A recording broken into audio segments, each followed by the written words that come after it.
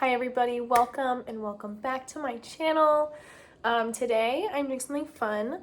I'm doing the mid-year book tag. This is the same tag that I did last year for my first video ever, so kind of another, I don't know, it's come a full circle moment here.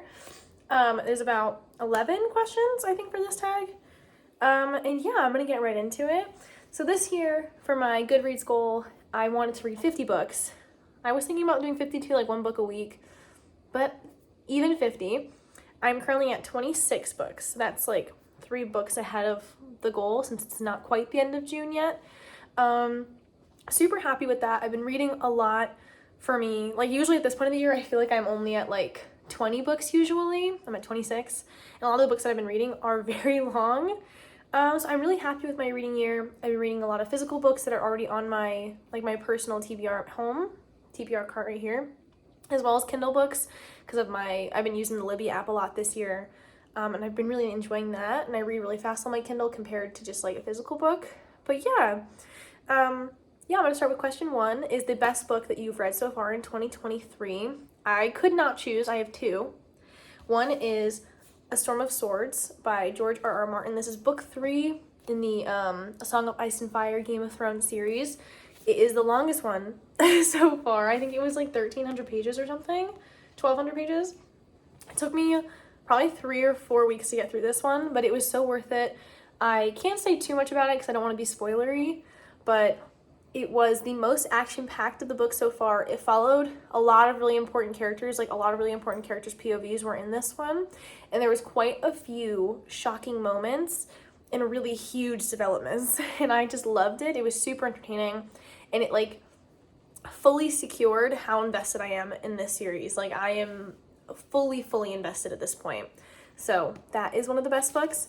And then I also have, not shocking, because this is probably on like most people's favorite book of the year so far, Fourth Wing by Rebecca Yarros. I love this book. I cannot express to you the amount of obsession that I was feeling when I was reading this book.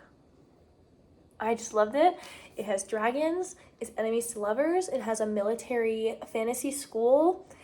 Like, it just has it all. And this is the first of a series of 5, which I'm so excited about. I did not think it was going to be like a full fantasy series like that. And I loved it so much. And it's like not like too long, but it's a pretty solid length. I think it was like 500 pages, something like that. Maybe a little bit more. And it ended on quite a great cliffhanger. One that was kind of predictable, but it still is like, I still really want to know what's going to happen next. And I just really loved it. Perfect vibes, really fast paced, just the right amount of romance and like politics. There's not a lot of politics in this one, but I can feel the buildup of it, of like the politics in this world. And I just know that in the next book, we're going to get more of that. And I love that. But yeah, this one was really good. Both those obviously 5 out of 5 stars. I would say those are definitely the 2 best books I've read so far this year.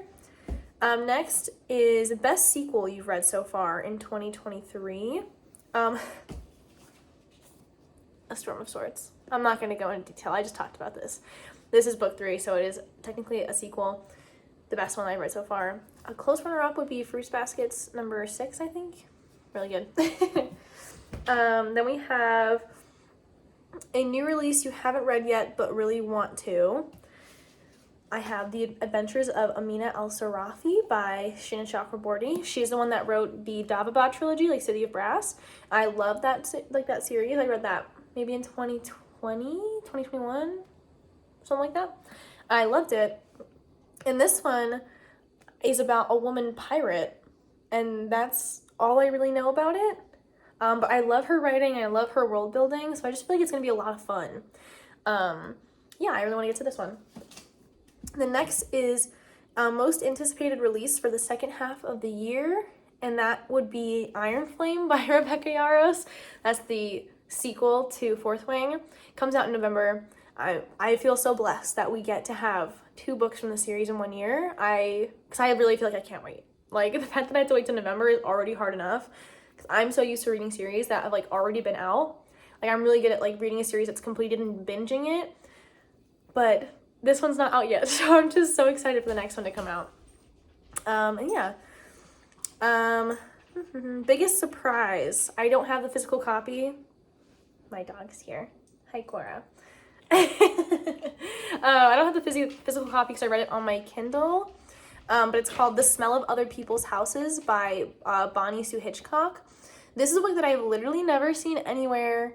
I like read it on a whim because I just really liked the cover, and I liked that it like takes place in like 1980s rural Alaska, and that was interesting to me. Okay, Cora, please go lay down. Anyways, I don't know, it was just like, it's very much a character study book. I can't even like tell you exactly what the plot is because I feel like it was very much a no plot, just vibes kind of book. But yeah, it follows a bunch of characters in this rural Alaska town in the 1980s. And it's a very emotional book, and I just really loved it. It really surprised me. I didn't think that it could become a favorite. Honestly, it was probably top 3. Like, if I was going to give you guys 3 books of my favorite books, that would probably be number 3 for the year. But I loved it. Very, very surprising. I'm really happy I read it. Newest fictional crush. So, I don't typically crush on characters, but I did read a bunch of Emily Henry this year. As I have a vlog of it on my channel as well. But I read Beach Read. And I feel like when you're reading Beach Read, you can't not love Gus. I just loved him. He's funny, he's witty, and he's a bit misunderstood, especially by our main character, January. And I just love him. He's just really lovable. You can't not. And he has really good quotes in this. Like, he's really, really smooth. So I guess I'll count him as my fictional crush, but I don't really crush on characters in books. A book that made you cry. The Smell of Other People's Houses by Bonnie Sue Hitchcock. That one made me cry, which is also why it was a surprise to me. Like, it was surprising because I loved it, and then at the end I like tears down my face, and I don't cry in books very frequently. Like, it takes a lot, like a really sad or really touching book to make me cry, and it's usually like 2 tears. I cried quite a few tears for this book. It was very just like, it really got me. It really pulled on my heartstrings. So yeah, I really recommend it.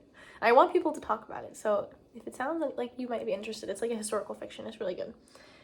Book that made you happy. Fruits Basket. The whole series makes me just so happy. I read it and I just love it.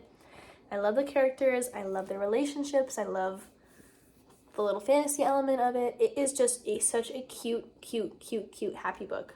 So, or series, I guess. So that one's the one that made me happy. Most beautiful book you've bought this year. So, I low-key feel like I've been doing pretty good about not going crazy book shopping. Like, last year, I bought a lot of books. And this year, like, I have bought some books, but I don't think that I haven't been going to Barnes & Noble every other week and buying 6 books at a time. I've been to Barnes & Noble maybe 3 times this year, I think. So I haven't bought anything too crazy, but I did buy this book a few months ago, The Boy and the Dog. And I wouldn't even call it like pretty, but I just really like the cover. Like, it like tickles my brain the way that it looks. It's like very appealing to me. Like, I want to just like pick this up, and it's like a very interesting shape. It's very square almost. Well, not quite square, but it's very like closer to a square than most novels are. Is it pretty underneath too? Oh yeah, that's really satisfying. Yeah, this has to be my answer. I haven't really bought a book just because it's like beautiful or stunning. Fourth Wing is also really beautiful, but I wouldn't call it beautiful. I would call it cool. Like, it looks cool to read because it has like the sprayed edges and like the dragons on it. This one is like, I would say this one's pretty. Like, there's like a piece of art on it. So I guess this one. I also don't see people talking about this one. I've seen like one person on Bookstagram talk about this, and she really liked it. So, and I saw it, like, I walked into Barnes & Noble's and it was like in like the new book area, and I was like, I saw the cover and I was like, I kind of want that. So I guess that, I guess that counts as like an appealing cover. Most disappointing. I don't know. I've seen this question on some of them and not on others. I'm gonna count it because boy, do I have a disappointment. I already talked to you guys about this. Lizzie and Dante by Mary Bly. This book, I was so excited to read this book. I've had this book on my TBR for like over a year, because Noelle Gallagher talks about it on her channel, and she loved this book, and I was so excited, and I love the cover, and I just, everything about it I was appealing. Like, I was so drawn to it. And it takes place in Italy, and I wanted like the atmosphere and the beauty and like the food, and I wanted like a beautiful room. It just was so flat for me. Like if a book takes place in Italy, right, and it's a romance book, right, that's like an American woman going to Italy, you expect her to meet this like amazing Italian guy and then fall in love and have a great time. It's very, very atmospheric and beautiful and lyrical, and this book had none of that, because she goes to Italy, right, with a bunch of her American friends, so it's just like this little bubble of American people doing their American things and acting like their American selves, and then she meets this guy who's like Italian but not. Like, he lives in America, the United States, like almost all the time, and then he's in Italy like sometimes, and like his daughter like goes to school in the US, so I'm like, I guess it's not quite what I wanted. I was genuinely so disappointed. And this book is really short, right? It took me so long to read because I just wasn't liking it. And I also just did not think the descriptions of Italy were really, really pulling me into the atmosphere. Like, I really wasn't imagining the setting very well. I can go on and on about this book, about how much it disappointed me. I have another one that disappointed me as well. I don't feel as strongly towards it, because like this one was like an entire disappointment. Like, the whole thing about it I didn't like very much. Like, I gave it like 2 stars, this book. Then I also read a very popular book, Every Summer After by Carly Fortune. I read it on my Kindle, so I don't have it with me. And I loved that book. The entire first, like the most of the book, I was loving it. I read like the whole thing in like a few hours. And then there's a trope that I absolutely despise in that book. And it happened, and it literally ruined everything for me, because it was like one of those tropes. I'm not going to go into detail because I feel like it is a spoiler. I didn't know it was going to happen, and like the shock factor of it, I guess, keeps it interesting, so I'm not going to say what the trope is, but it's a trope that happens in a lot of romance books. Not a lot, but like in a romance book where I just can't buy it anymore. Like, I cannot vote for the relationship anymore. I can't root for the characters. I can't do it anymore. And that book had it.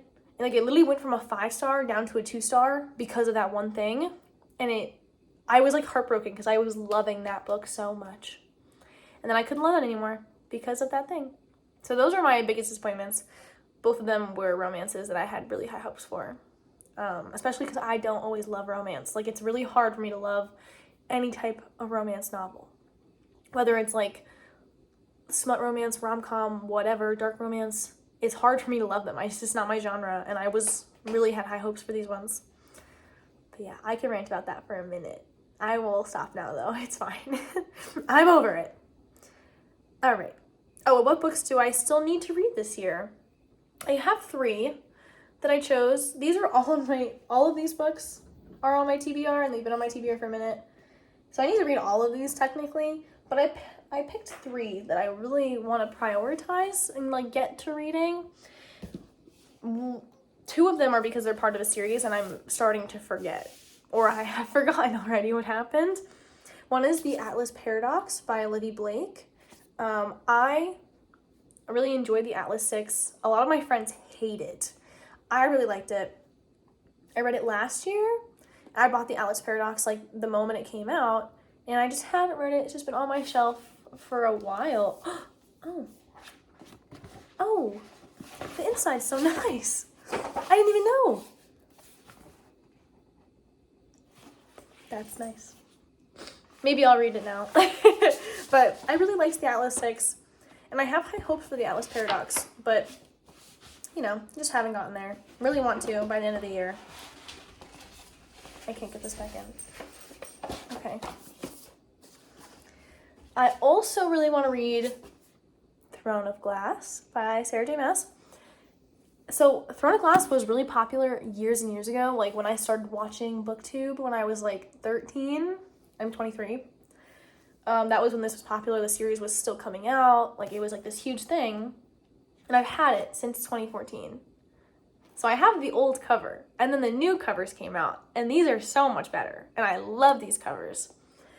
And it has rejuvenated my want to read it. And also it's becoming really popular again on, like, just online because of the new covers, I think. So yeah, I really think it's time to read Throne of Glass. And I haven't read a Sarah J Maas book literally since I was like 17. Like, I read the original ACOTAR trilogy when I was like 17. And then I haven't read anything since. And A Court of Silver Flames came out as I'm an adult, and I've forgotten everything about ACOTAR except for like the first book. So it's time for another Sarah J Maas, and maybe if I love this series, I will reread ACOTAR so I can finish it, and then I can read Crescent City, because it's all connected, I guess, in like the Sarah J Maas universe. I don't know. I've heard stuff about that. But yeah, Throne of Glass. And the last book I feel like I need to read this year is Iron Gold by Pierce Brown. I absolutely was obsessed with the Red Rising trilogy again in like 2020. And this is part of the series, but like the way that I understand it is that Red Rising is like a trilogy. Like the first 3 books, those came out together and they were like complete for the most part. And then Iron Gold and Dark Age are like a kind of like a duology, like continuation of the series, but like more together. So I haven't read Iron Gold, but now I'm at the point where I've forgotten everything in Red Rising, so I have to reread Red Rising, which is not a bad thing, because my older brother just read it, and he adored it, and I don't remember the details, and I want to talk about it with him, but I lent it to a friend, and I never got it back. Okay, I'm being intense now. I need to relax. I got heated over the books that disappointed me. Anyways, Iron Gold. That is my little mid-year wrap-up discussion tag thingy. I had a lot of fun talking about these books and making myself remember the books that I read this year, because sometimes I'll read a book and then it's just gone. It is out of my head forever. I just know that I read it and I could tell you if I liked it or not. Nothing else. So this made me think about them. And yeah, I'll see you guys soon.